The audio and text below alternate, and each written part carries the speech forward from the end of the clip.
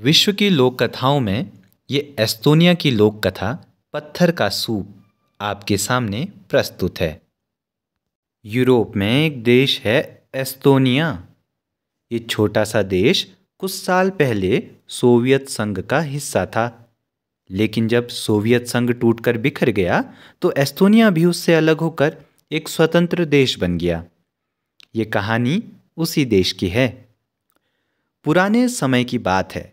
दो बुजुर्ग यात्री एक लंबे सफर पर जा रहे थे। चलते चलते रास्ते में एक पहाड़ी जंगल पड़ा और वे भटक गए। उनके पास खाने की जो चीजें थी वो भी खत्म हो गई। भटकते भटकते आखिरकार उन्हें एक गांव दिखाई दिया। दोनों यात्री भूखे और प्यासे थे। उन्होंने सोचा कि इस गांव में कुछ देर रुककर देखा जाए कि क्या कुछ खाने को मिल सकता है। गांव के चारों ओर हरियाली थी, लेकिन घरों को देखकर लगता था कि वहां बहुत संपन्न लोग नहीं रहते हैं। फिर भी यात्रियों को कुछ मिलने की उम्मीद थी। दोनों यात्रियों ने एक घर में जाकर दस्तक दी। थोड़ी देर बाद दरवाज़ा खुला और एक अधेड़ आदमी दिखाई दिया। यात्रियों ने कहा, हम बहुत दूर से आए हैं, रास्ता भटक गए हैं, बहुत भूख लगी है, खाने को क्या कुछ मिल सकता है? खाने के लिए कुछ नहीं मिल सकता, अधेड़ ने टका सा जवाब दिया और दरवाज़ा बंद कर लिया। यात्री दूसरे घर में गए और वहाँ भी उन्होंने दस्तक दी। एक महिला ने दरवाज़ा खोला तो उन्होंने उससे भी यही पूछा, हम लोग रास्ता भटक गए हैं, बहुत भूख लगी है, कुछ खाने को मिल सकता है?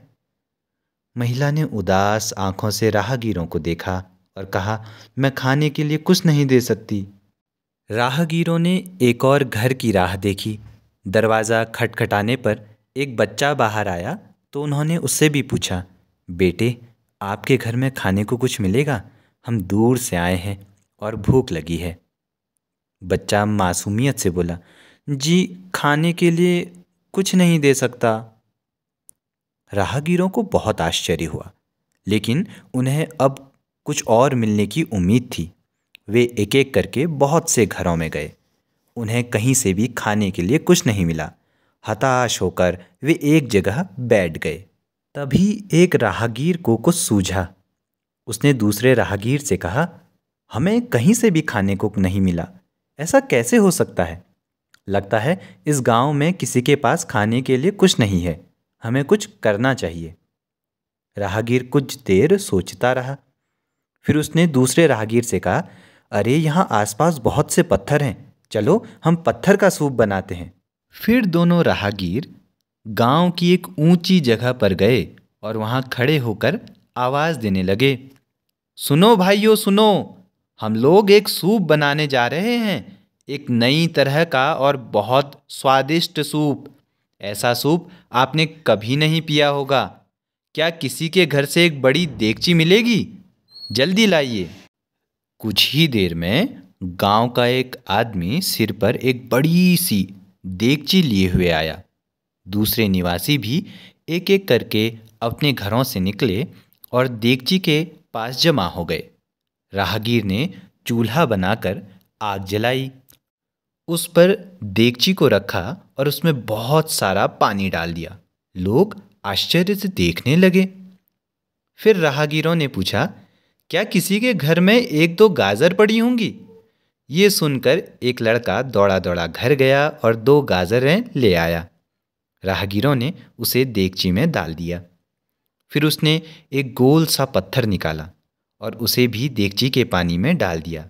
इसके बाद उसने कहा, क्या किसी के घर में थोड़ी सी पत्ता गोभी पड़ी है? ये सुनकर एक महिला तेजी से घर गई और एक पत्ता गोभी लेकर आई। वो राहगीर वहाँ उपस्थित सभी लोगों से एक एक करके सामान मंगाता रहा। प्याज, खीरा, शिमला मिर्च, लौकी, सेम, टमाटर, मक्का और नमक। सभी के घर में कोई ना कोई चीज़ पड़ी थी, लेकिन उसकी मात्रा बहुत कम थी। सभी सब्जियां देगची में पत्थर के साथ उबलने लगी। राहगीर ने देगची पर ढक्कन लगाकर उसे मिट्टी से बंद कर दिया ताकि भाप बाहर ना आए। गांव के लोग उत्सुकता से देखते रहे। कुछ देर बाद राहगीरों ने चूल्हे की आग बुझा दी और धीरे धीरे देगची का ढक्कन हटा दिया। उन्होंने घोषणा की, लीजिए, आप सभी के लिए सूप तैयार है। घरों से अपने अपने बर्तन ले आइए। लोग जल्दी से बड़े बड़े कटोरे लेकर आ गए। राहगीरों ने कहा, ये एक अनोखा सूप है। इसे पत्थर का सूप कहते हैं। आप लोगों ने पहले कभी नहीं चखा होगा इसका स्वाद। इसका स्वाद ही अलग है। गांव के लोगों ने सूप पीना शुरू किया। उन्हें उसका स्वाद अलग तरह का लगा। ऐसा स्वाद पहले किसी सूप में नहीं मिला था। उन्होंने भरपूर सूप पिया और उसके साथ राहगीर भी तृप्त हो गए। गांव के मुखिया ने राहगीरों से पूछा, साहब, आपने इतना जायकेदार सूप कैसे बनाया? क्या सचमुच पत्थर से सूप बन सकता है? एक राहगीर ने जवाब दिया, जी हाँ, क्यों नहीं। पत्थर कोई बेजान चीज़ थोड़े ना है। उसके भीतर पृथ्वी का सारा रस जमा रहता है। पेड़ों की जड़ें और दूसरे वनस्पतियां रहती हैं। जब कभी आपके पास खाने के लिए कुछ न हो तो पत्थर का सूप बनाकर पी सकते हैं, लेकिन एक जरूरी शर्त है। मुखिया ने पूछा, क्या शर्त है? राहगीर ने कहा, शर्त यही है कि उसे बनाने में गांव के सभी घरों के लोग शामिल हों।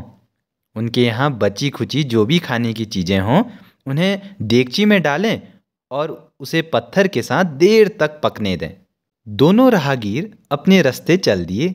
धीरे धीरे पत्थर के सूप का रहस्य गांव वालों की समझ में आ गया। अब उन्हें इस पर भी कोई आश्चर्य नहीं था कि पत्थर का सूप बन सकता है। अब जब भी उनके घरों में खाने का सामान बहुत कम बचा रहता तो वे सभी अपने अपने घरों से एक एक चीज़ लाते और सार्वजनिक जगह पर बड़ी सी देगची में उन्हें पत्थर के साथ उबालकर सूप बनाते।